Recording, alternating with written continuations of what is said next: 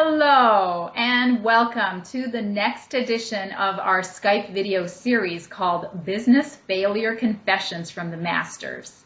And this is in honor of our EXCELerate 2015 conference coming up on September the 30th to October the 2nd in Vancouver.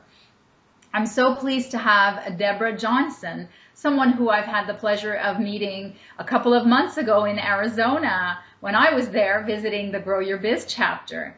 And Deborah is the principal at High Stakes Communication. And what's interesting about her is she is a 6-time EMMY Award-winning writer. There's nobody, who's like just a nobody coming to this. Everybody has some sort of really famous accomplishment, and it really takes it up a notch when you think that you're going to be with these women for 3 days. So I just want to emphasize what kind of caliber of women are going to be at this conference, including Deborah. So what Deborah now does, which is so interesting, is that she prepares witnesses for trials. Isn't that right, Deborah? Yes, that's exactly what I do. So tell me specifically who you help and what you do for them. Well, I work with either litigation attorneys or family law attorneys, and usually it's when they have their witness or their client is really not showing up well. They don't come across well to the jury or to the judge or even a custody evaluator, someone like that. And so they want some help sort of transforming that person, not into someone new, but into the best of who they are. So it's really about helping them not be afraid, not get scared, not be defensive, just so that they can really show up authentically as themselves when it's really important. That's great. Do they need to self-medicate for that? It's harder to coach people when they're on medication, but I tell you what, there are some times when, that wouldn't help. That would help, definitely. So, you have such a great background and huge experience.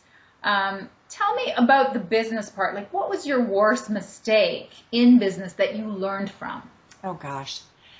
I think probably the biggest mistake is not having a big enough sense of who I am and what my value is to my customers. Okay. So, you get those little gremlins in your head, and sometimes they'll talk you down a little bit or make you dance away or not play as big as you can be. And I think that held me back in some cases. Wow. And so, can you give an example of a specific time where it really hurt your business and was the biggest learning for you? Well, I don't think that there was ever a direct hit on my business, because when I was working with people, that's really where I shine. So really that sort of one-on-one that I do all the time, that's really good. But it did keep me sometimes from having enough courage to pick up the phone and call a new attorney.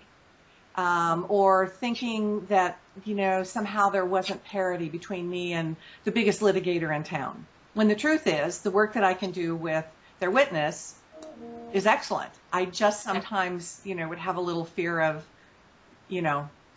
how big or how well known the attorney was. Right. And so how did you get over that? Just a lot of personal work, really, and getting good support from the women around me, and really understanding that was holding me back, and then really looking at that. So really taking an honest look at who I am and talking to people. I would then pick up the phone and call attorneys that I'd worked with and say, why did you hire me? What was my value? What did you get out of this? And began to hear from them what it was that they saw in me, and went, you know what? If they saw that and I delivered that, then it's really there. Yeah. So what advice would you give to our listeners and viewers?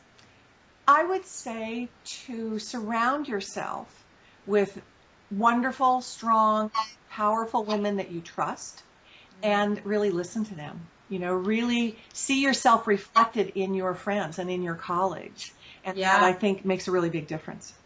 Yeah, because it doesn't do much good if they're telling you what to do and you're not doing it. Exactly. Right? Yeah. Or if they're saying, oh my God, you're wonderful at this, and you go, yeah. And that little, that little voice in your head nags at you louder than the women that you trust. That's great. You trust them more than you trust yourself. That's lovely. I know. But that's how it works. That's the secret of my success too. Yeah.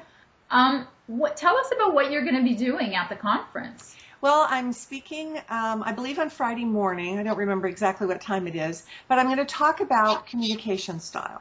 And how can you show up and come across even better and more powerful than you are? So we're going to talk about, you know, some of the hidden things, the little sort of bad habits that people have that make them not come across as strongly as they could.